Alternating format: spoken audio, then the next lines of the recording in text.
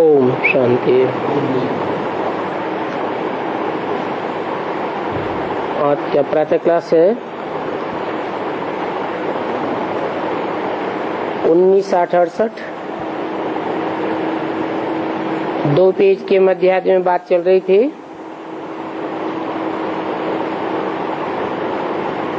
सारी दुनिया में पैगाम तो पहुंचाना ही है कि बाप कहते हैं माम एकम याद करो।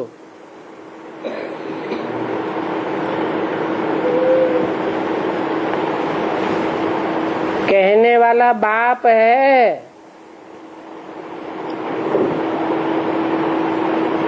और कहते भी है माम एकम याद करो।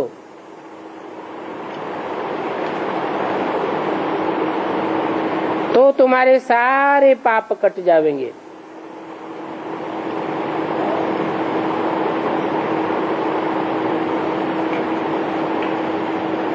गीता पढ़ने वाले जानते हैं कि एक ही गीता शास्त्र है जिसमें ये महावाक्य है, माम एकम याद करो। परंतु उसमें जिस एक की तरफ इशारा किया गया है वो एक कौन है?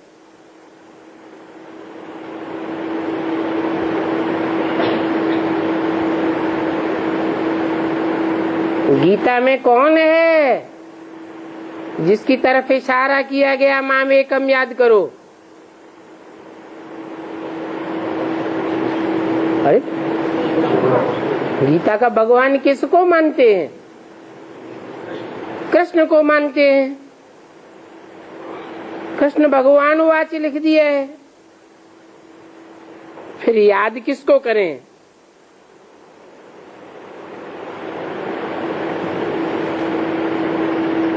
कृष्ण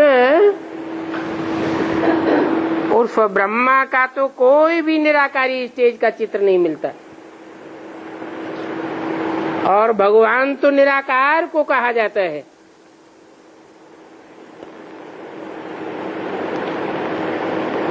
बल गीता को मानने वाले शिव की भक्ति करते हैं,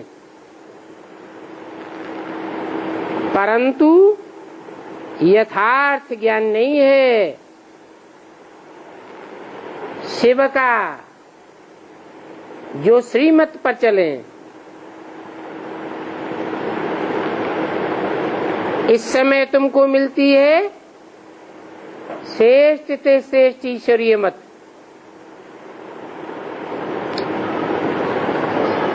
और इसके पहले तुम्हारे पास थी मानव मत। ईश्वरीय मत और मानव मत में रात दिन का फर्क है, क्योंकि ईश्वरीय मत एक है और मानव मत अनेक हैं।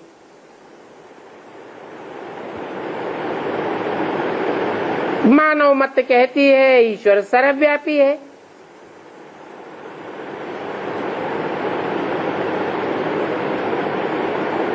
कृष्ण भी भगवान का रूप है, राम भी भगवान का रूप है, हनुमान भी भगवान का रूप है, गणेश भी भगवान का रूप है।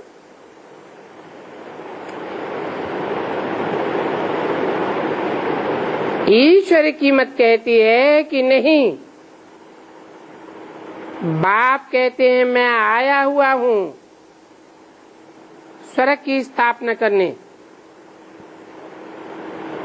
तो जरूर ये नरक है।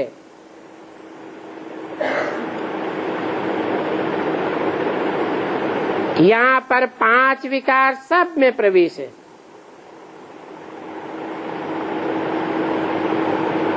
मैं सर्वव्यापी नहीं हूँ, परंतु ये 5 विकार सर्वव्यापी हैं।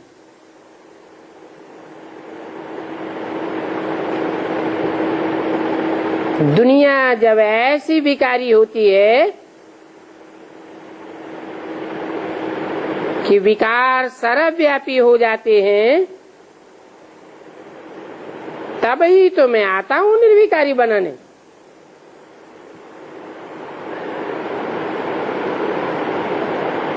सतयुग में देवताएं निर्विकारी थे, मंदिरों में पूजा करते हैं, निर्विकारी थे तब ही तो पूजा करते हैं।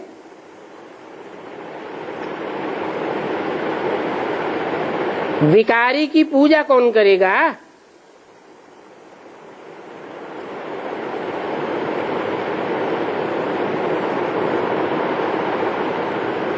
जो ईश्वर के बने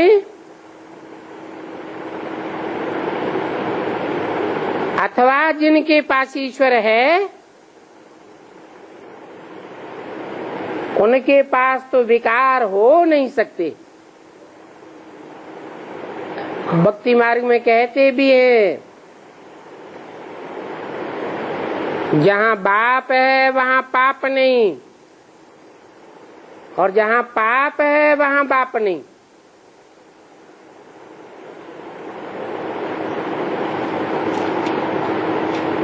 देवताओं को भी निर्विकारी कहेंगे, ईश्वर को भी निर्विकारी कहेंगे। ईश्वर की जो पहली पहली रचना है, जिसे कहते हैं स्वर्ग, उनको भी निर्विकारी कहेंगे। रावण को तो निर्विकारी नहीं कहेंगे। रावण का तो चित्र ही दिखाते हैं। चित्र चरित्र की यादगार है।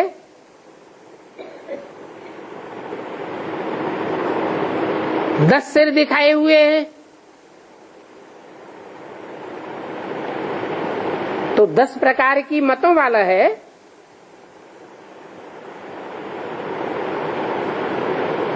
दस प्रकार की मतें देगा तो मत लेने वालों की बुद्धि बिफर जाएगी ना।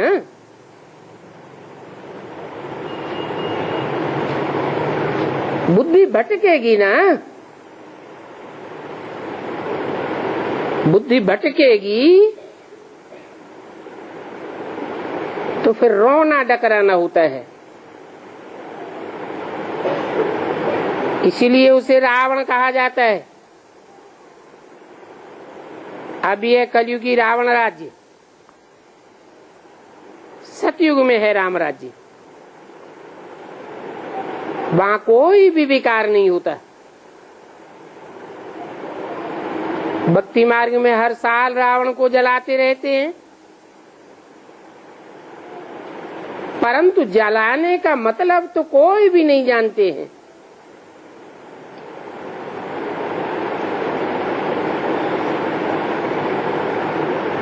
जलाने के मतलब ही है कोई के दिल को जलाना। इस समय मनुष्य कितना दुखी है, शरीर को भी कितने दुख लगते रहते हैं, तो समझा जाता है ये दुखधाम है। इनको कोई भी सुखधाम नहीं कहेंगे, क्योंकि सुखधाम में तो शारीरिक दुख भी नहीं होता है। यहाँ पर तो देखो कितने हॉस्पिटल हैं, कितने डॉक्टर्स हैं, कितनी दवाइयां हैं। सब हॉस्पिटल मरीजों से भरे हुए हैं। इसको स्वर्ग कहना ये तो बड़ी भारी भूल हो गई। ये बात तुम बच्चों को बाप समझाते हैं।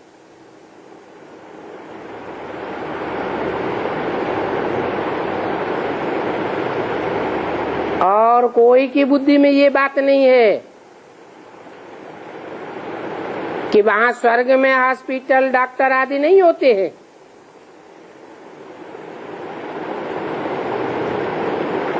तुम भी औरों को समझाओ वो दुनियावी पढ़ाई कोई को समझाने के लिए नहीं होती है। उसका मकसद है परीक्षा पास की और नौकरी मिली। यहाँ पर तो तुमको सभी को पैगाम देना है।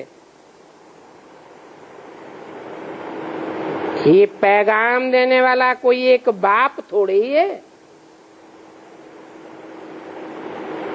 तुम सबको पैगाम देना है। जो बहुत होशियार हैं उनको टीचर कहा जाता है, जो कम होशियार होते हैं उनको स्टूडेंट कहा जाता है। तो सबको पैगाम देना है, पूछना है कि भगवान को जानते हो? भगवान तो सबका बाप है ना। सब कहते हैं ओ गॉड फादर, ओ परम पिता परमात्मा। मूल है ही परमात्मा का परिचय देने की बात, क्योंकि कोई भी नहीं जानते हैं कि बाप का यथार्थ परिचय क्या है। ऊंचते ऊंच बाप है तो जरूर उनका कर्तव्य भी ऊंचते ऊंच होगा।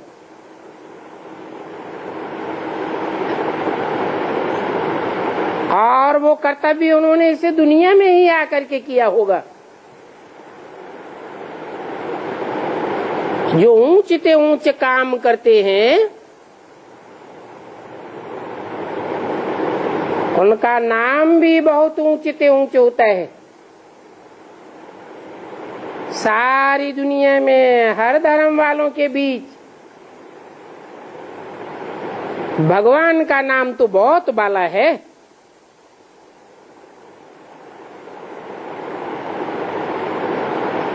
ऊंचे से ऊंचा कर्तव्य है ना,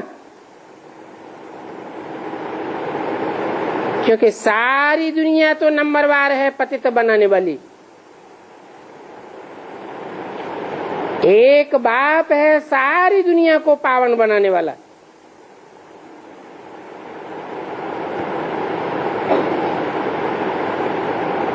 बरोबर सारी विश्व पावन हुई थी।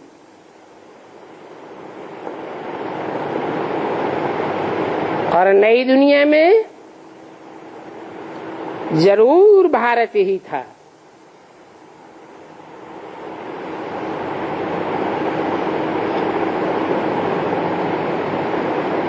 ज्ञान की रोशनी से ही दुनिया पावन बनती है। ज्ञान होगा, जानकारी होगी तो अपने स्वरूप को, आत्मा के स्वरूप को, बाप के स्वरूप को जानेंगे, पहचानेंगे, मानेंगे और याद करेंगे।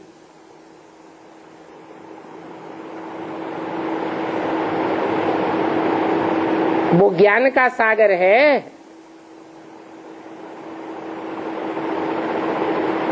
उस ज्ञान के सागर में ही जो सदैव डूबे रहते हैं, ज्ञान की रोशनी में ही लगे रहते हैं, उनको ही कहा जाता है भारतवासी। भा माने ही रोशनी, रत माने लगा हुआ, अर्थात जब भगवान बाप आते हैं तो जो पक्के पक्के भारतवासी हैं उनके लिए कोई धंधा नहीं रहता सिवाय एक बाप की ज्ञान की रोशनी में लगे रहने के। ज्ञान लेना और ज्ञान देना, यही उन ब्राह्मणों का कर्तव्य होता है।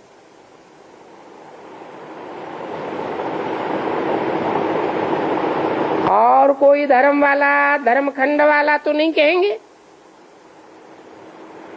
कि हम नई दुनिया में आवेंगे।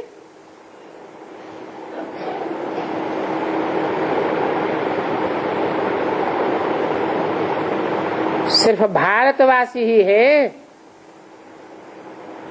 जो भगवान की बनाई हुई नई दुनिया में पहले पहले आते हैं।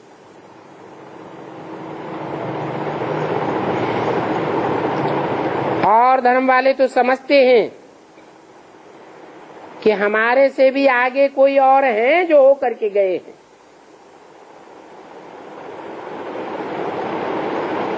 क्राइस्ट भी कोई में आवेगा तो जरूर उनके आगे कोई था ना।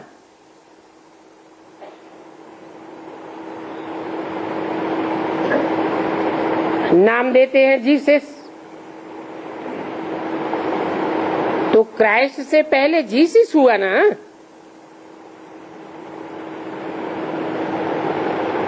तो ये बातें कोई को भी पता नहीं है कि नई दुनिया में यह पावन राज्य कैसे स्थापन हुआ था। बाप बैठ समझाते हैं कि मैं इस ब्रह्मातन में प्रवेश करता हूं।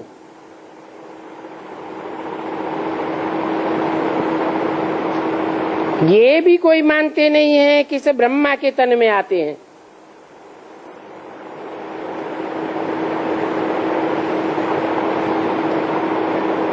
अरे ब्रह्मा के तन में आवेंगे तब तो ब्राह्मण बनावेंगे। ब्रह्मा को फॉलो करने वालों को ही तो ब्राह्मण कहेंगे।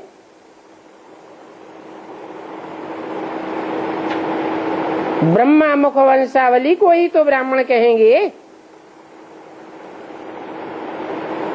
पहले पहले नई सृष्टि में ब्राह्मण तो जरूर चाहिए। ब्रह्मा द्वारा गाते हैं नई सृष्टि की स्थापना,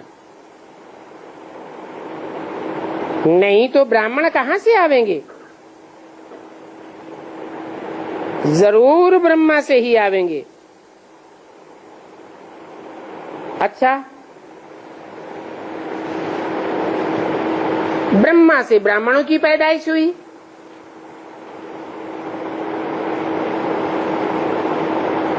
फिर कोई बतावे कि ब्रह्मा नाम क्यों पड़ा?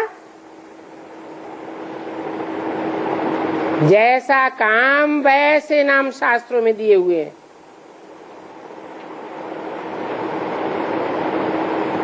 दो शब्द हैं, ब्रह्म और माँ। माने बड़ी से बड़ी माँ। ऐसा माँ का पार्ट दुनिया में और कोई ने नहीं बजाया।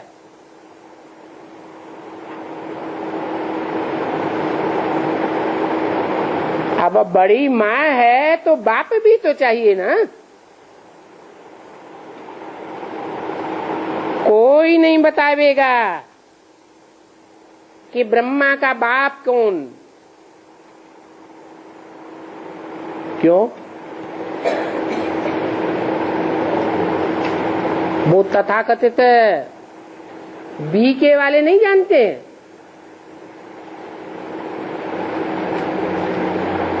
कि ब्रह्मा का बाप कौन? जानते हैं? नहीं जानते हैं। बल संस्था का नाम रखते हैं प्रजापिता ब्रह्मा कुमारी।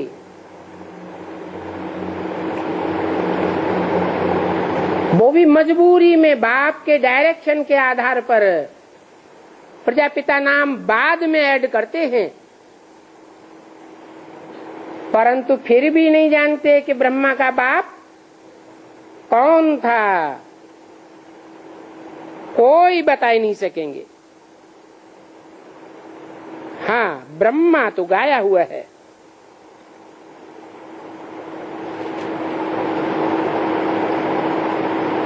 अब अम्मा है, ब्रह्मा है, तो समझो प्रजापिता भी है। जैसे निराकारी शिव बाबा कहते हैं,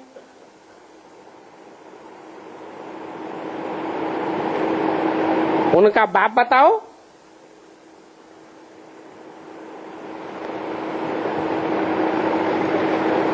किनका है? ब्रह्मा का बाप तो प्रजापिता। फिर साकार प्रजापिता का बाप बताओ।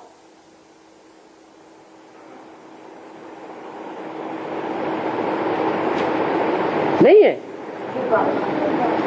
जरूर कहेंगे कि उसका भी बाप वो है जिसका कोई बाप नहीं, क्योंकि शिव बाबा तो अडॉप्ट किया हुआ नहीं है।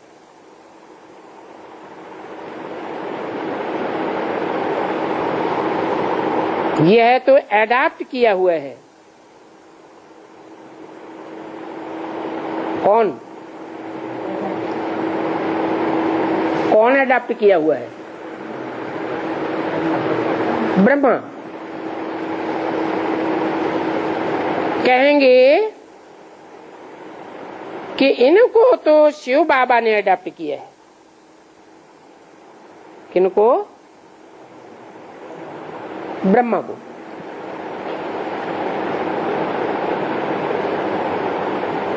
विष्णु को शिव बाबा ने अडॉप्ट किया है, ऐसे भी नहीं कहेंगे।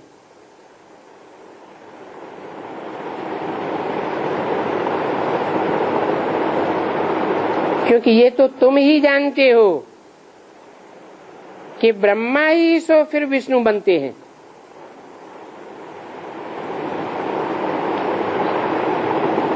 अडॉप्ट तो हुआ ही नहीं विष्णु। शंकर के लिए भी बताया है कि उनका तो कोई भी पार्ट नहीं है। किनका? इनका नहीं। इनका ब्रह्मा तो है, इनका पार्ट है, लेकिन उनका तो कोई पार्ट नहीं। किस तरफ इशारा किया है? है? आने वाले टाइम की तरफ इशारा किया। उनका तो कोई पार्ट नहीं। जब कोई पार्ट ही नहीं है तो इशारा किस तरफ किया?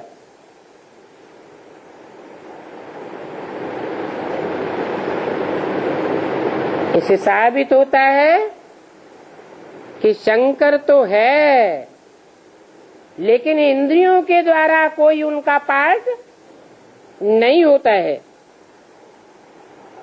उनको तो याद में रहना है।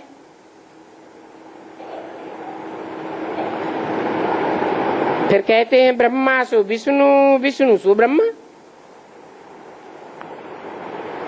यही उनका 84 का चक्र है। शंकर फिर कहां से आया?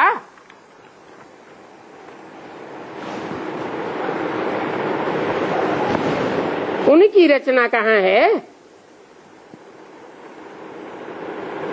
विष्णु की रचना तो वैष्णव है।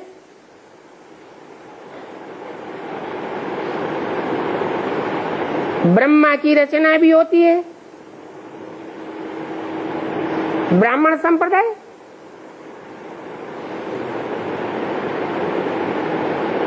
शंकर की रचना कहाँ है?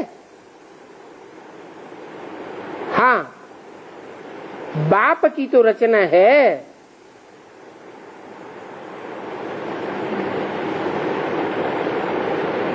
वो तो सब आत्माओं का बाप है। वो आते हैं प्रजापिता ब्रह्मा में। फिर कहा जाता है शिव बाबा। नई दुनिया ही, सारी नई दुनिया उनकी रचना है।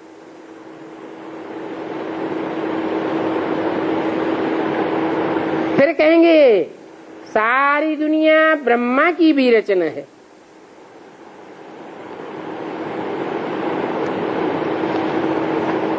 शंकर की रचना कहाँ है?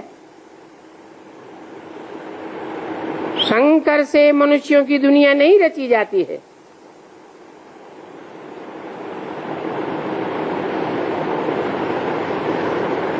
हैं?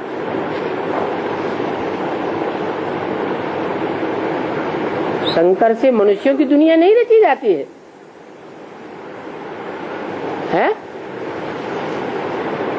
ये कार्तिकेय, ये गणेश,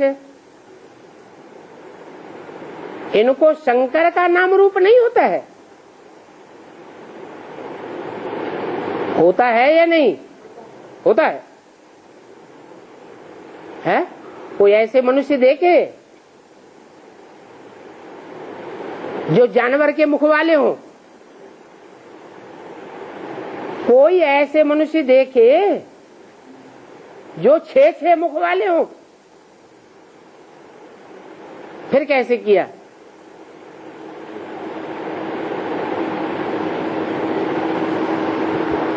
पिछाड़ी में फिर गाली देते हैं। किसको? है शंकर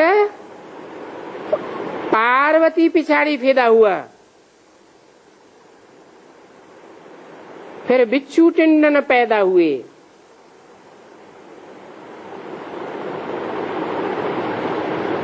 यह कलंक लगाई दिए हैं।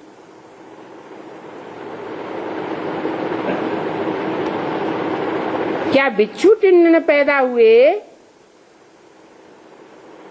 उनसे दुनिया खलास हो गई, या आंखें खोली तो दुनिया खलास हो गई?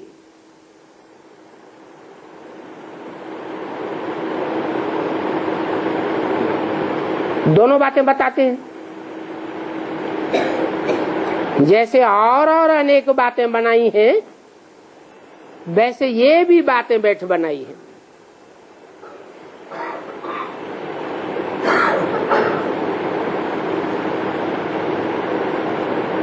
तो त्रिमूर्ति ब्रह्मा भी नहीं हो सकता है।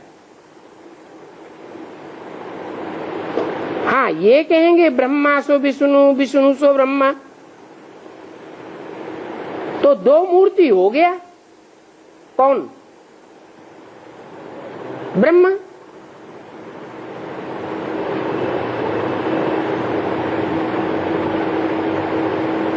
त्रिमूर्ति एक बाप कौन?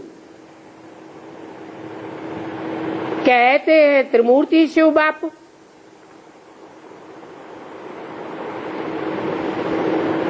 तीन मूर्तियां दिखाते हैं तो एक बाप हुआ या 3 बाप हुए? है? एक रूप हुआ या 3 रूप हुए? माम एकम याद करो, ये सच्ची बात हुई कि त्रिमूर्ति को याद करो, ये सच्ची बात हुई। फिर माम एकम कौन?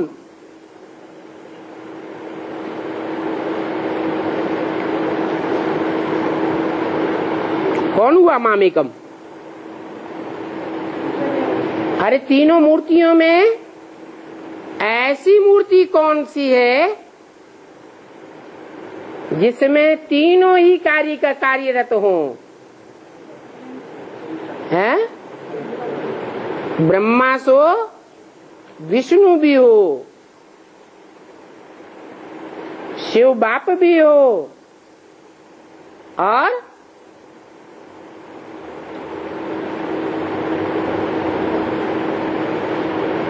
और राम बाप साकार स्वरूप भी हो।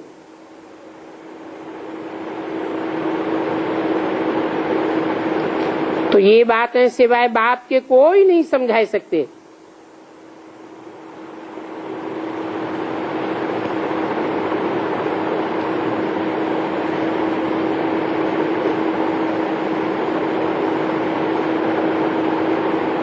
शिव बाप आते हैं,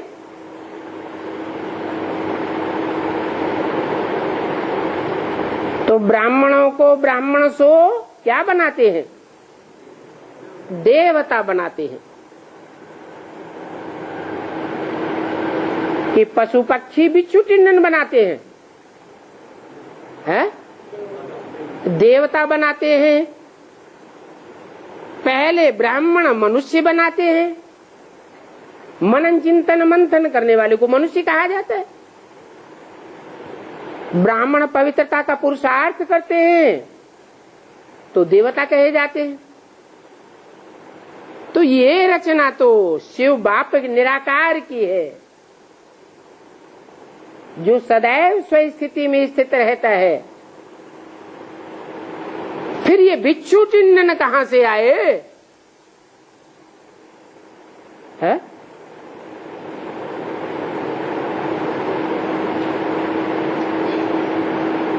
ये हाथी का मुंह वाला जानवर कहां से आया?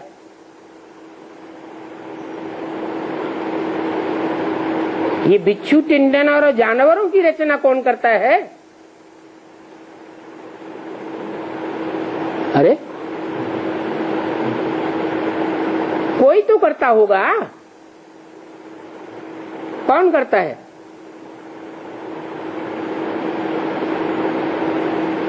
हैं? फिर रावण कौन? इसलिए बताते हैं राम ही सो क्या बनता है? रावण बनता है। ये रावणी षष्ठी भी रचना तो है ना, परंतु रावणी षष्ठी जो सदैव स्वस्थिति में रहने वाला है वो तो नहीं बनाता। फिर कौन बनाता है? हैं? अरे बुद्धि चकराई गई। कौन बनाता है? जिसमें प्रवेश करते हैं तो सदैव वो स्वस्थिति में स्थित हो जाता है। यह प्रैक्टिस करता है। कभी होता है, कभी नहीं होता है। जब स्वस्थिति में स्थित नहीं होता है तो देह अभिमानी कहेंगे या आत्मा अभिमानी कहेंगे? देह अभिमानी कहेंगे। देह अभिमान से देवताई सृष्टि पैदा होगी या राक्षसी जानवरियत की सृष्टि पैदा होगी? राक्षसी सृष्टि पैदा होती है। तो ये बातें सिवाय बाप के कोई समझा नहीं सकते हैं। कहते हैं ब्रह्मा द्वारा सारी सृष्टि रची गई, सारी दुनिया ब्रह्मा की पैदाइश है।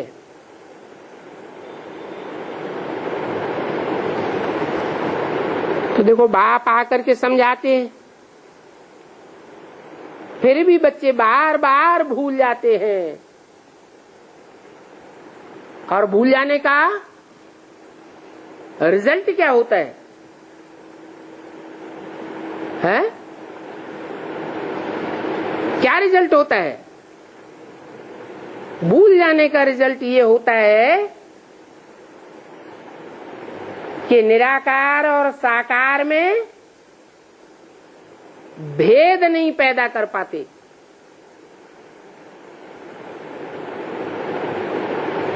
या तो निराकार साकार को एक समझ लेते हैं। गॉडफादर तो सदैव निराकारी है ना, कि साकारी भी है? हैं? वो तो सदैव निराकारी है। उसकी जो पैदाइश है वो तो जरूर निराकारी, निर्विकारी, निरहंकारी होगी। तो किसके चक्कर में फंस जाते हैं बच्चे? राम और कृष्ण के चक्कर में फंस जाते हैं।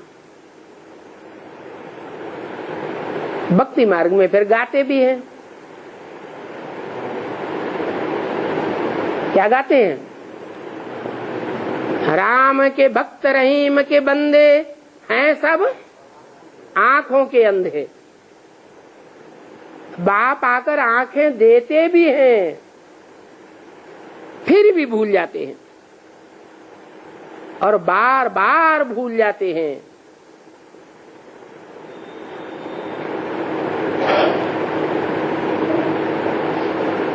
साकार में निराकार बाप आया हुआ है,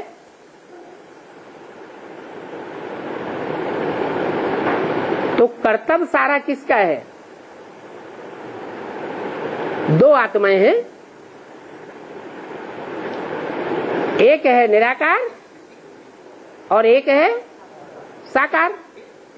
तो बुद्धि में किसका करिश्मा याद रहना चाहिए? निराकार का करिश्मा याद रहना चाहिए। फिर होता क्या है? खुद को भी निराकारी समझना भूल जाते हैं और बाप निराकारी भी भूल जाता है। इसलिए बाप बार बार कहते हैं क्या? अपन को निराकार आत्मा समझ, निराकार बाप जो साकार में आया हुआ है उसको याद करो। तो बाप कहते हैं नंबरवार बुद्धियां हैं,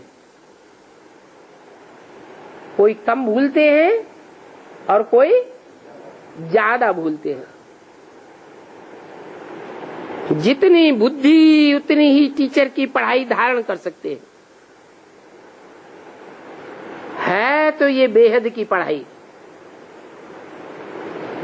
पढ़ाई अनुसार ही फिर नंबरवार पद पाते हैं। बल पढ़ाई तो एक ही है, मनुष्य से देवता बनने की, परंतु राजधानी तो बननी है ना। तो ये बुद्धि में आना चाहिए घड़ी घड़ी कि हम कौन सा पद पावेंगे राजधानी में। राजा बनना तो बहुत मेहनत का काम है।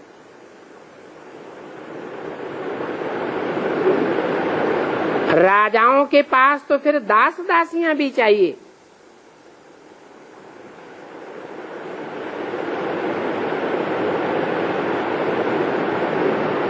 प्रिंसेस की जब शादी होती है तो 4-4, 5-5 अपनी ही दासियां देते हैं, क्योंकि अगर वहां पर नई दासियां मिलेंगी तो उनसे माथा मारना पड़ेगा सिखलाने के लिए।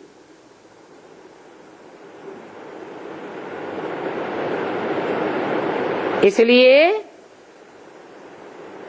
पहले से ही सीखी पढ़ी अन्य दासियां देते हैं ताकि कोई भी तकलीफ फील न करे।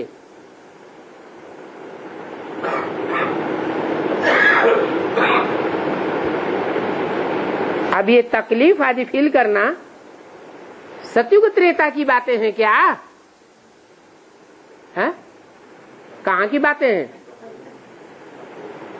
सिर्फ संगम युग की बातें हैं। द्वापर कलयुगी राजाओं में भी ऐसे होता था। और फाउंडेशन कहाँ पड़ता है? इस समय फाउंडेशन पड़ता है, क्योंकि सतयुग त्रेता में तो ऐसा भाव स्वभाव तकलीफ देने का कोई का होता ही नहीं है।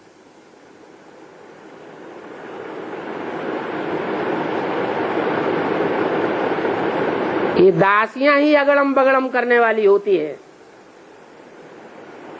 क्या राज परिवारों में झगड़ा फसाद कराई देती है।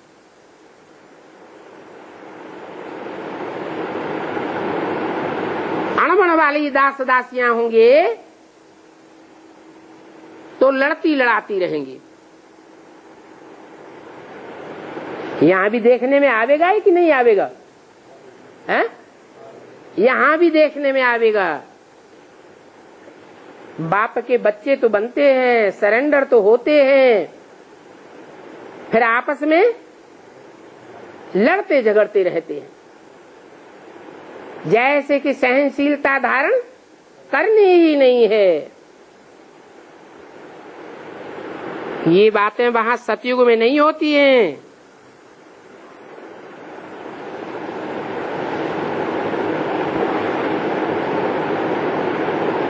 कहा? सतयुग में क्यों नहीं होती है? हैं?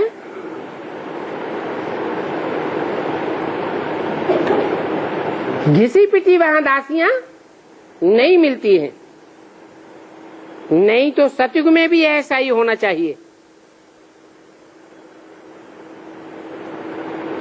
अब कौन दास दासियां बनेंगे या बनने हैं, वो भी समझ सकते हैं।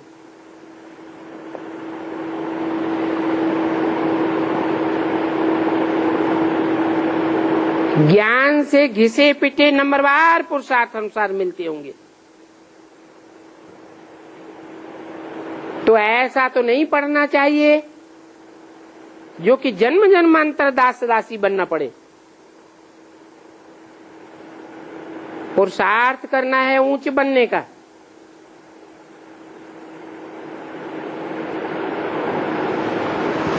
क्या पुरुषार्थ क्या करना है? ऊंच बनने का।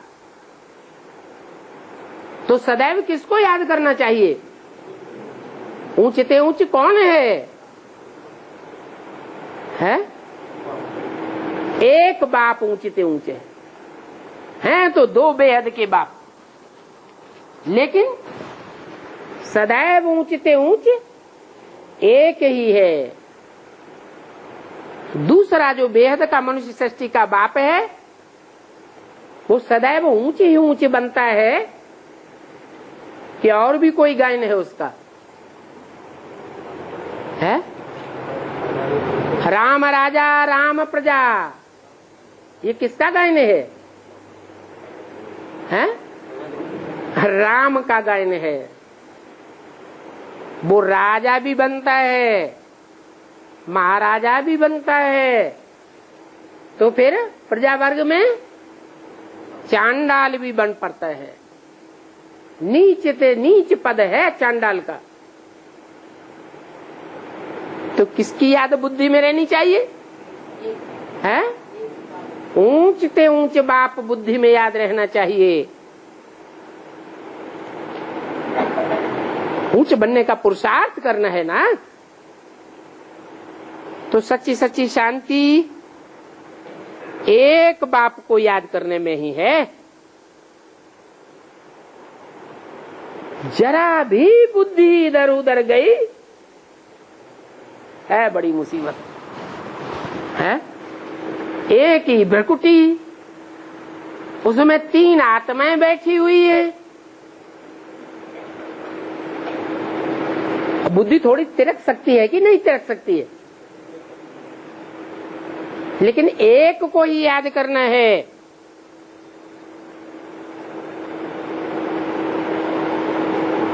जरा भी बुद्धि इधर उधर गई तो टाइम वेस्ट हो जाएगा, कमाई चट हो जाएगी और सतो प्रधान नहीं बन सकेंगे। क्या कृष्ण की आत्मा याद आई? जैसे बी के ब्राह्मणों को कौन सी आत्मा खास याद आती है? कृष्ण की आत्मा खास याद आती है। अरे एडवांस पार्टी में है राम वाली आत्मा याद आती है, तो इनको ऊंचते ऊंचे कहेंगे। ये सदैव ऊंचते ऊंचे बनते हैं? बनते हैं? नहीं बनते। तो फिर सतो प्रधान भी नहीं बन सकेंगे। और ये भी समझाते हैं कि कम काटे दिल यारडे। शरीर को तंदुरुस्त रखने के लिए भले थोड़ा घूमना फिरना भी करो, खुली हवा मिले, परंतु बुद्धि में सिर्फ बाप की याद हो। ऐसे नहीं कि बाहर घूमने फिरने निकले और इधर बुद्धि गई उधर बुद्धि गई, इधर दृष्टि गई उधर दृष्टि गई और बाप की याद भूल गए। तो घूमना फिरना भल करो, परंतु शर्त है क्या? एक बाप की याद रहे। अगर साथ में कोई साथी है तो भी झरमुई जगमुई नहीं करनी चाहिए। ये तो हरेक की दिल गवाही देती होगी। बाबा समझाए देते हैं कि कैसी अवस्था में चक्कर लगाओ। जैसे पादरी लोग जाते हैं घूमने के लिए तो ये एकदम शांति में जाते हैं, नीची नजर करके जाते हैं, इधर उधर देखते भी नहीं। तुम लोग विज्ञान की बातों में ही सारा समय नहीं देते हो।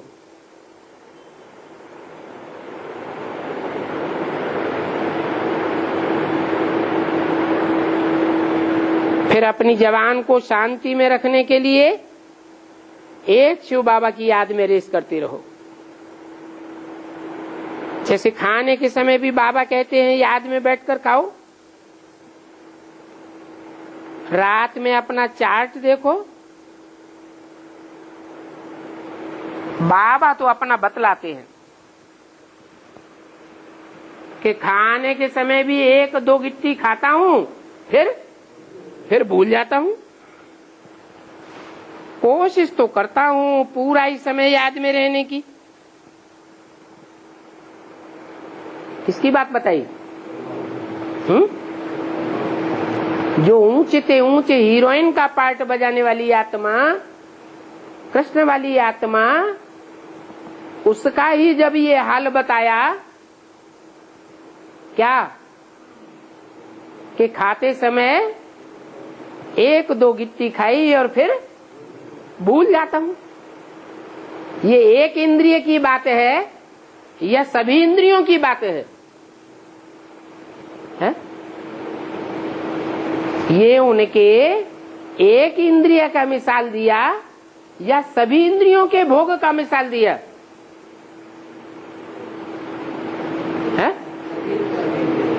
जैसा एक के लिए वैसे सब के लिए। बाबा को कहता हूं कि बाबा हम पूरा समय याद में रहेंगे, आप हमारी खांसी बंद कर देना और शुगर बंद कर देना। क्या? अपने ही साथ जो मेहनत करता हूं वो बताता हूं, परंतु मैं तो खुद ही भूल जाता हूं। फिर खांसी व शुगर कम कैसे होगी? माना चाहे खांसी हो, चाहे शुगर हो, चाहे बीपी हो, खत्म कब होगी? जब लगातार याद में रहेंगे, निरंतर याद में रहेंगे। और निरंतर याद कब होगी?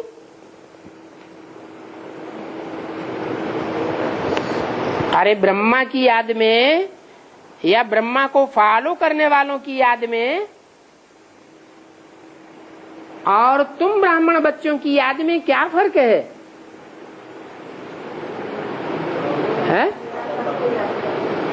हाँ, वो सिर्फ निराकार को याद करते हैं और तुम तुम साकार में निराकार को याद करते हो और मुकर्रर रथ में निराकार बाप को याद करते हो, तो तुम्हारी याद निरंतर हो सकती है, उनकी याद निरंतर नहीं हो सकती। बाप बच्चों को बता देते हैं, परंतु बच्चे बाप को नहीं बताते हैं। पोता मेल देने में लज्जा आती है,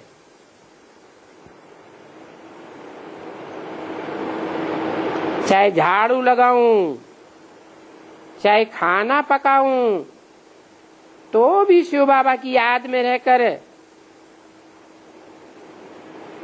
काम करूं तो फिर उसमें भी ताकत आ जाती है। ये भी याद करने की युक्ति है। ऐसा करने से तुम्हारा ही कल्याण होगा। फिर तुम याद में बैठेंगे तो औरों को भी कशिश होगी, क्योंकि याद में वाइब्रेशन तो बनता है ना, तो एक दो को कशिश तो होती है। जितना जितना तुम याद में परिपक्व होते जावेंगे, उतना ही सन्नाटा अच्छा होता जाएगा। एक दो का प्रभाव ड्रामा प्लान अनुसार सबके ऊपर पड़ता है। ऐसी याद की यात्रा तो बहुत ही कल्याणकारी है। इसमें झूठ बोलने की बिल्कुल दरकार नहीं है। सच्चे बाप के बच्चे हो तो सच्चा बनकर के चलना चाहिए।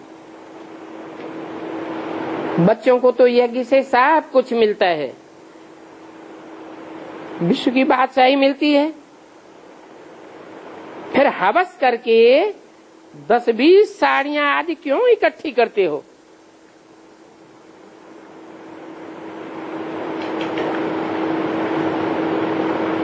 अगर इकट्ठी करते रहेंगे तो मरते समय भी वही कपड़े, वही वस्तुएं, वही साड़ियां आदि याद आ जाएंगी।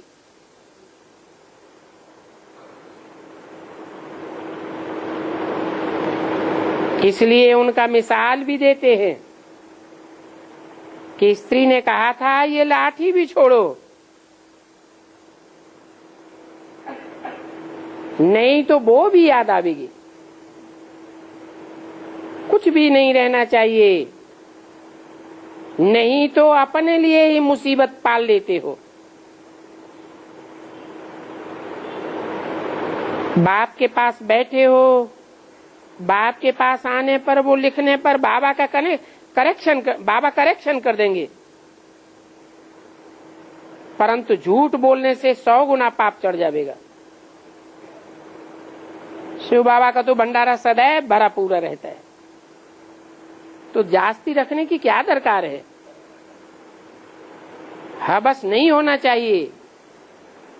अच्छा, बच्चों को गुड मॉर्निंग।